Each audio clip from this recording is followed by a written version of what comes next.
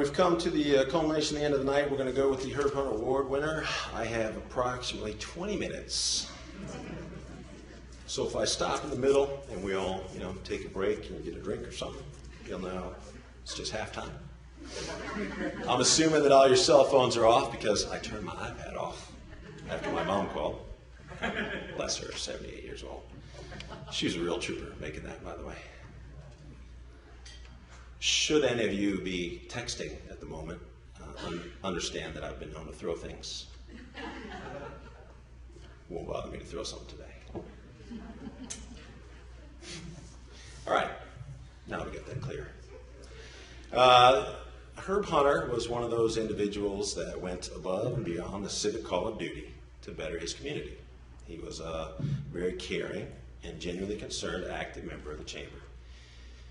The Hunter Motel was the place to meet here in Springfield, and Herb would offer that motel up for meetings for civic associations or anyone that needed it at the drop of a hat.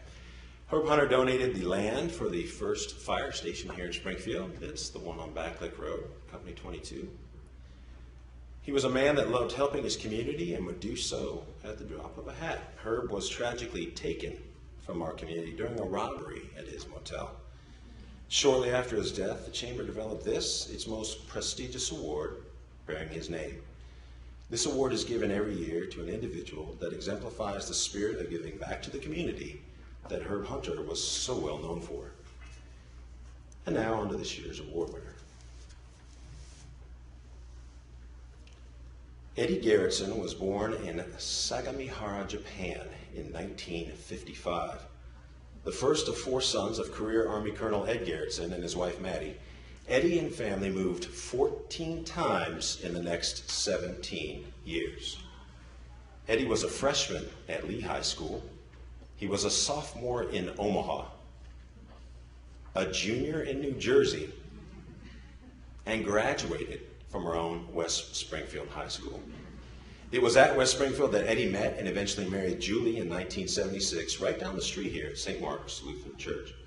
A few years later, they moved to Woodbridge, and then fast forward 26 years and 2 daughters later, Eddie returned home to West Springfield. His daughters are with him here this evening. There's Logan, who works as an educational interpreter in the Prince William County school system and was married right here at this very Hilton a little over a year ago. And then there's her little sister Bailey, who is a substitute teacher for Prince William County Schools and also the varsity cheerleading coach at their alma mater, Woodbridge Senior High School.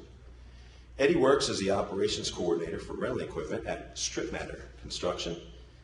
Yes, I did say construction. So he works your basic construction type shift, 5 to 5, 6 days a week. In 1989, Little League Baseball established the Challenger Division to enable boys and girls with physical and mental challenges ages 4 through 18 to enjoy the game of baseball along with millions of other children who participate in the sport worldwide. Today, more than 30,000 children participate in over 900 Challenger divisions. In 1992, Eddie Garretson saw his first Challenger game in Dumfries. He was coaching his daughter's soccer team when one of the other coaches mentioned that he had to leave for a Challenger baseball game. Eddie went with him and instantly knew that he wanted to be involved, so he started the Springfield division.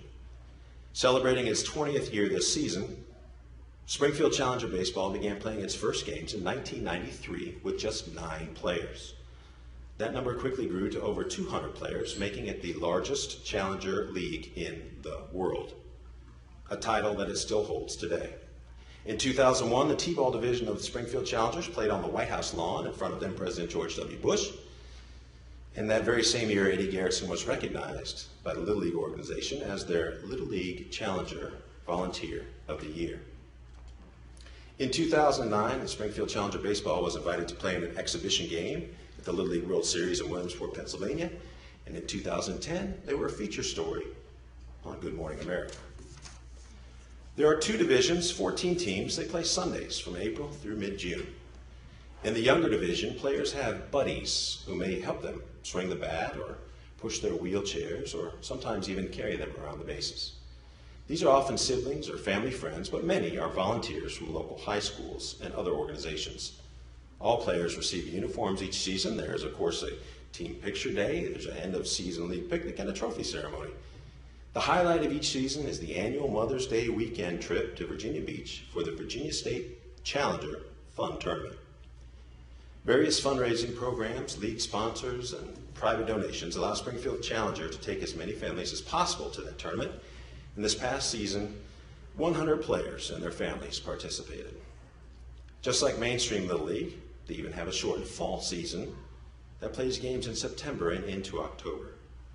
A few years back, as some of the original Challenger players reached the league's maximum age, Eddie didn't want them to have to just stop playing baseball. So he created the Eddie's Club Adult Baseball League for players between 19 and 35 years old. After the first few years working with the Challenger baseball program, Eddie wanted to make sure that the kids had something to do during the winter months. You can't play baseball in the winter.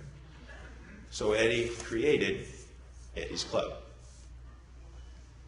Eddie's Club is a volunteer-based nonprofit organization open to anyone aged 4 to mid-30s with a physical or mental disability.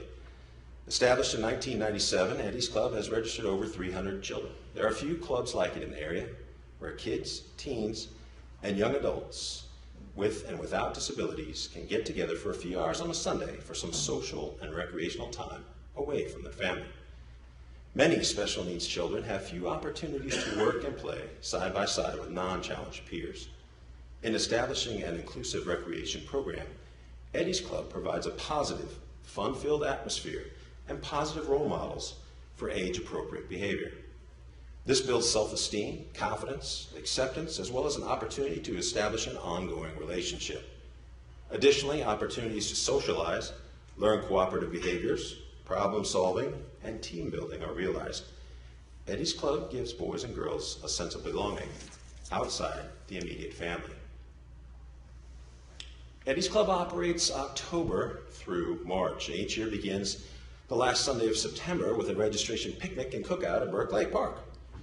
The first Saturday of each month, they have the morning matinee at University Mall Theaters. Then the first Sunday of each month is Eddie's Club Sunday, held at Washington Irving Middle School.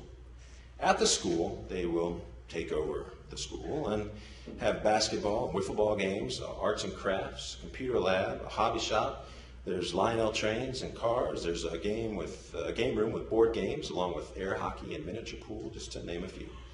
There's a teen and young adult recreation activity center as well. They even have volunteer paramedics on site for safety, just in case. All of this typically with 2 non-challenged volunteers for each challenged buddy. So schools, scout groups, churches, and other organizations throughout the area that require teens to have volunteer and community service hours know of Eddie's Club, and they send their students to their program. Volunteers come from all over Northern Virginia, not just Springfield, including Dale City, Burt, Annandale, and Fairfax. The number of participants for the event is staggering. As an example, this month, Eddie's Club Sunday on December 2nd, we're over 80 kids and 140 volunteers. That's the first Sunday of each month. The second Sunday of each month is bowling at Bowl America in Burke. The second Wednesday of each month is the Teen and Young Adult Club at McGill's Family Restaurant in Annandale. In addition to those regularly scheduled events, there's a Halloween party at Lee High School in October, there's a holiday party and lunch with Santa in December, and a Valentine's Day dance in February. In addition, the group attends half a dozen George Mason basketball games. They'll go see the Ice Capades and Sesame Street Live at the Patriot Center. They'll see the circus when it comes into town. There are family lunch and get-togethers, family bowling, and monthly parents' workshops with guest speakers discussing topics such as financial and medical planning for the special needs family, and employment opportunities for young adults.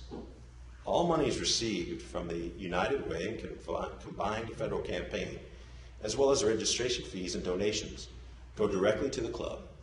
Not a single member of the staff gets 1 penny. For families with special needs children, the community Eddie's Club creates is invaluable. Eddie's daughter Logan, who is the club's vice president, describes it by saying, "It's a chance for parents to shed, if only for 2 hours, the round-the-clock responsibility that comes with having a child with disabilities.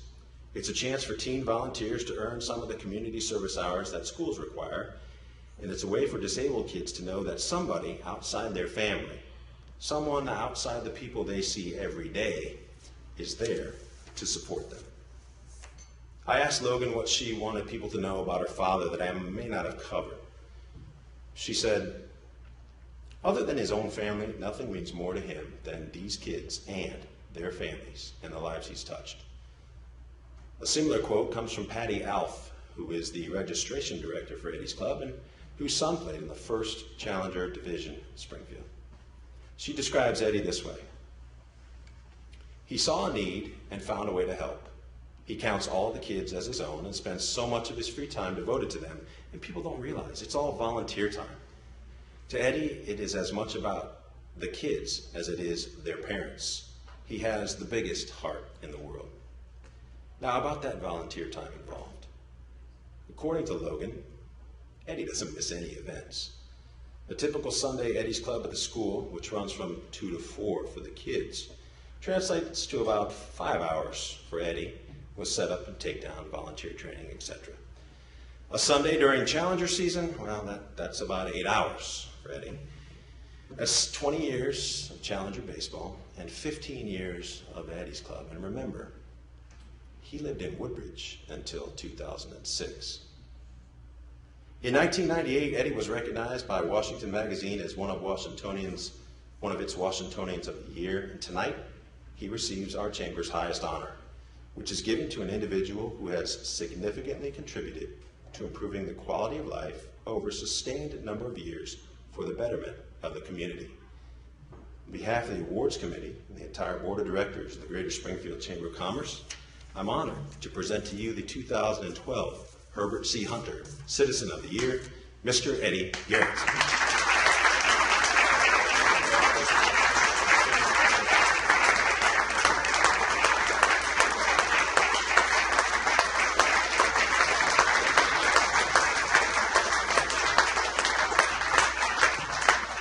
Thank you all very much. When we started the programs back in '93, I knew that Springfield was the perfect area to come up to and get these programs going. Being part of West Springfield Little League at the time, and joining up with Central Springfield Little League, it was the perfect start. And it's just grown, and we've had the support from the community, from the kids in the schools volunteering, to all the support financially from local groups around here. So many thanks for everything you've done tonight, and I look forward to coming back next year. Thank you.